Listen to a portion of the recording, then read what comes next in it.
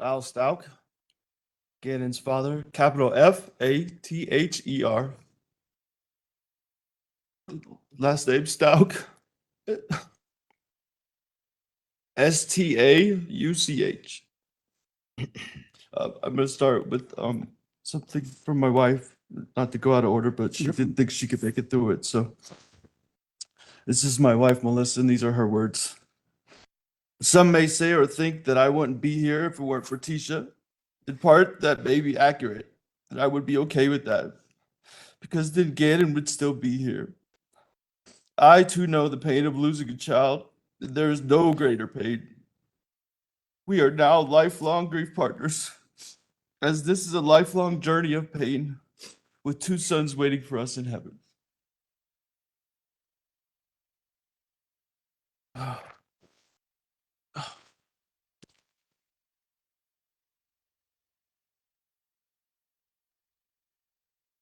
I have some words from my daughter Elena I will address in the middle of my speech, but they're written in yellow, so I don't know if I can leave it to a child. Out of the night that covers me, black as the pit from pole to pole, I thank whatever God may be for my unconquerable soul. In the fell clutch of circumstance, I have not winced nor cried aloud. Under the bludgeonings of chance, my head is bloody, but unbowed.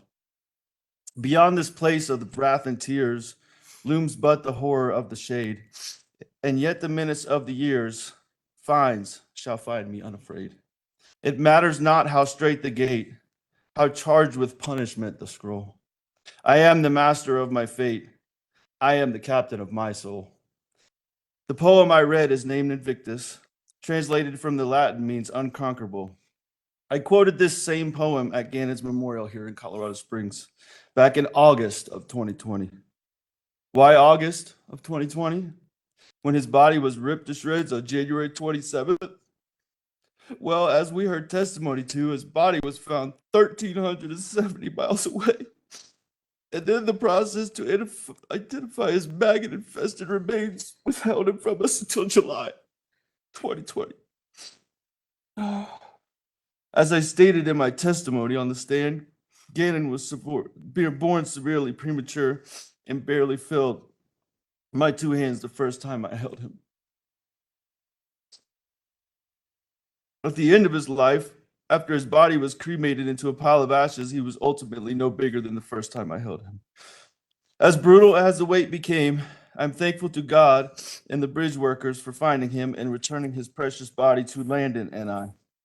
I quote the poem Invictus again, not to boast of my strength and perseverance, Your Honor, but to say to the world, I alone can control my actions and reactions. Your Honor, I refuse to allow anger to poison my soul and orient my life to a pursuit of vengeance. I refuse to allow pain to carry me through each day and promote the pursuit of medicinal retribution toward the offender. I refuse also to let my mind be clouded by inconsistency and emotions that deter me from the purpose in this life. Your Honor, the price I pay each and every day for this resolve is to only get pieces and parts of my son. Inconsistently through time. But the pain is too heavy, and the anger too overwhelming, and the desire for vengeance too vexing. Instead, each and every day I pursue peace. I seek joy in my life and let the love I have for my wife and family flow in and out of me like a mighty wave. As I told Tisha regularly at the end of our relationship, my joy is mine alone, and she cannot rob me of that. I will learn to experience G more and more as time goes on, but as I did my best to instill into his precious soul, love, joy, service, and kindness are the pathway to take in life. This picture shows that in the 4th grade, he already had a mind for service.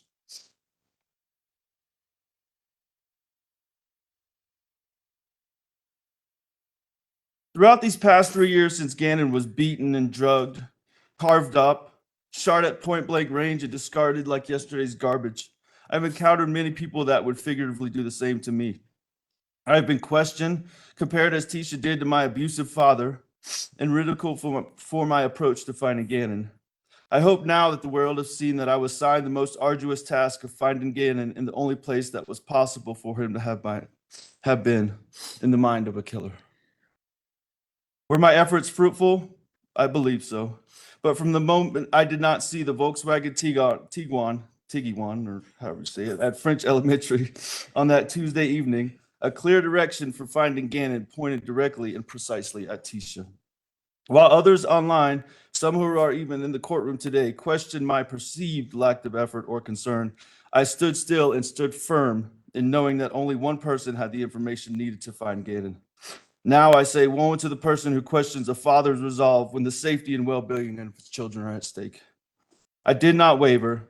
I did not falter in the pursuit, nor did I allow the mentality of the mob to shake me.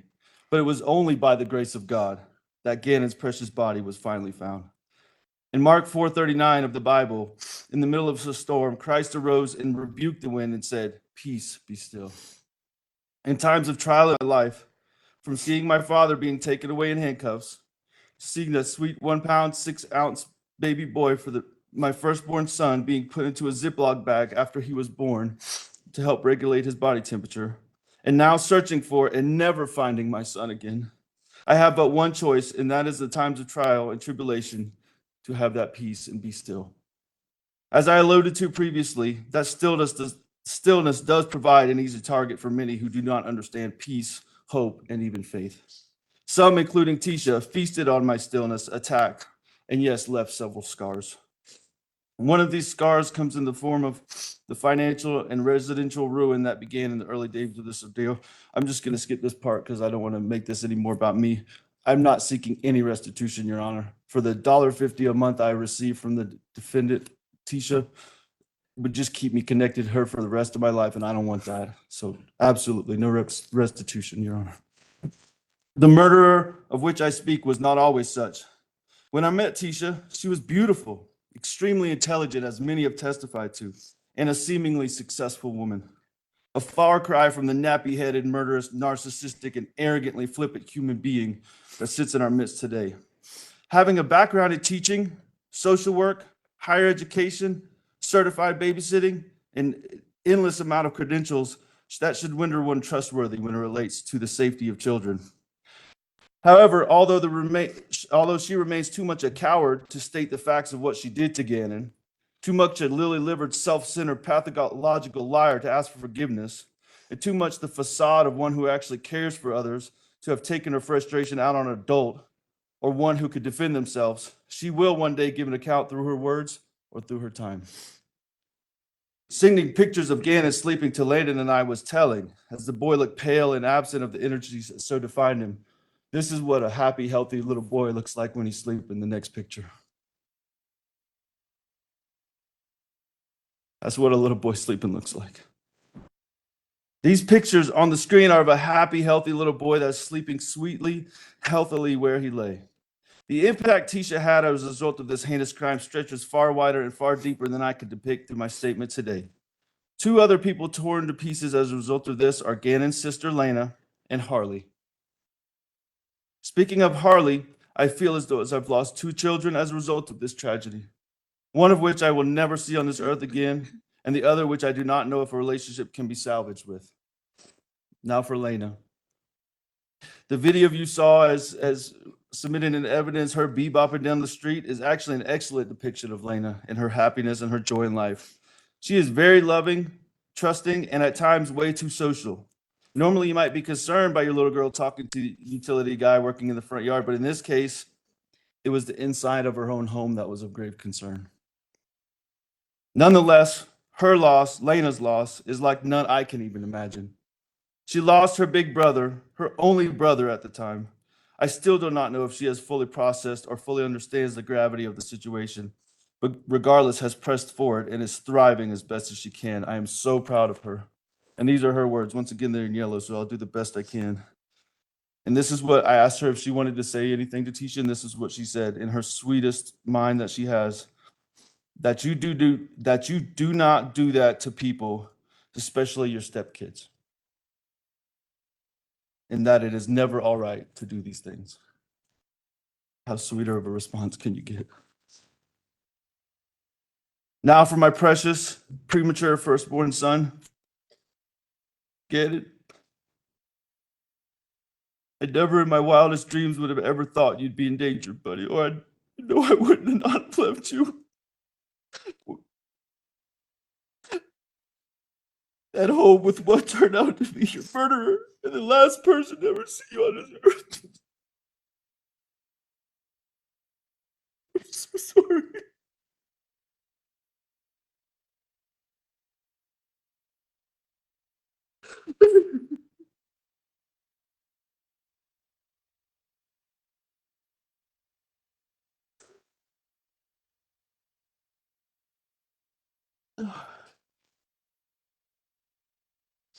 Through a father's eyes, children are truly a gift from God and among the best and most perfect creations God can make.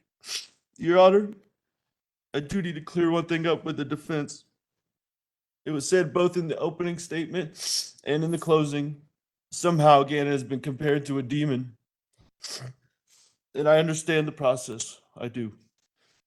But if they want to take the case up of Gannon being a demon, I will line people up from Alaska to Denver to Colorado Springs, all the way to South Carolina to testify against them. Gannon was nobody's demon. I don't care how much anyone was abused or anything. He was not anyone's demon.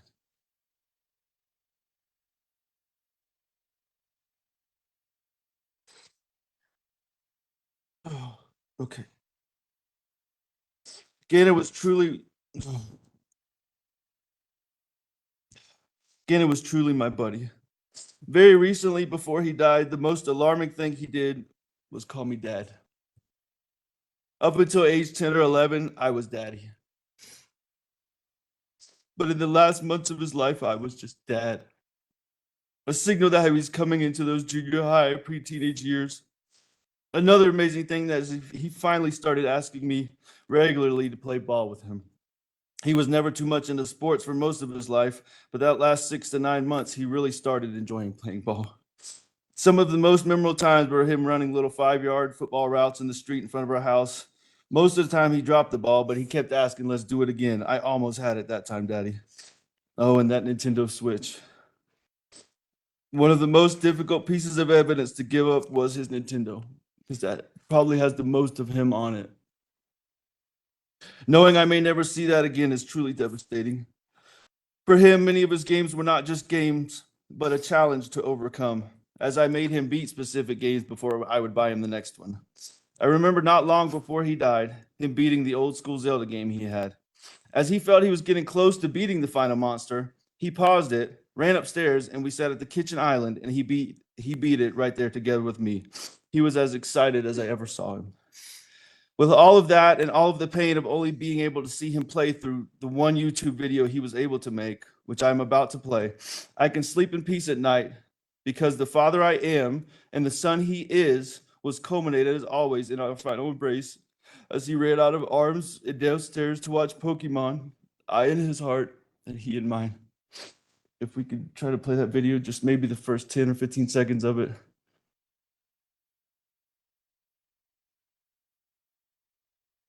Hey guys, and today I'm about to play some Sonic Mania. Alright, let's zoom in.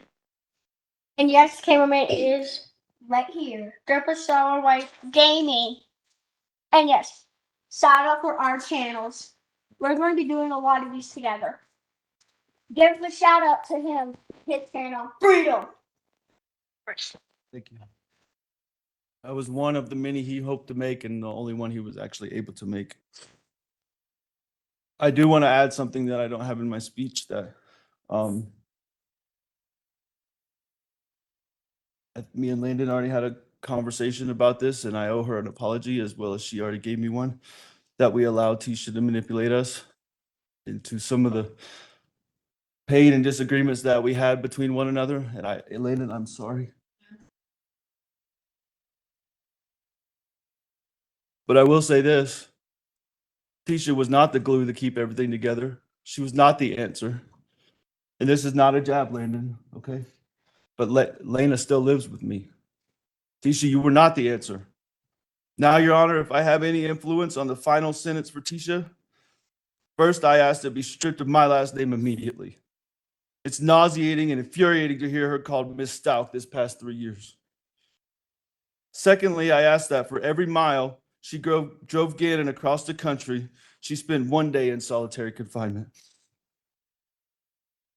I think that took us in between 3 and 4 years. After that journey is complete, I recommend her sentence be equal to every year she stripped off of Gannon's life, which for the average male in America right now is 77. So that would give her 66 more years in addition to the 11 he lived. Lastly, for every year of Harley's life that she abusively manipulated that child, she should have an additional year of prison. Adds 21 years to the total. I think without parole, that should suffice.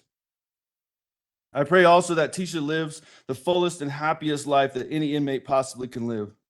I also pray that every night before she falls asleep, her last breath before she drifts off sounds just like the breath that she describes Gannon breathing as life left his body. And that all through her sleep, she dreams of all the fun they had at Disney and other places we went throughout our time together. And that every morning as she is about to wake, the end of her dream,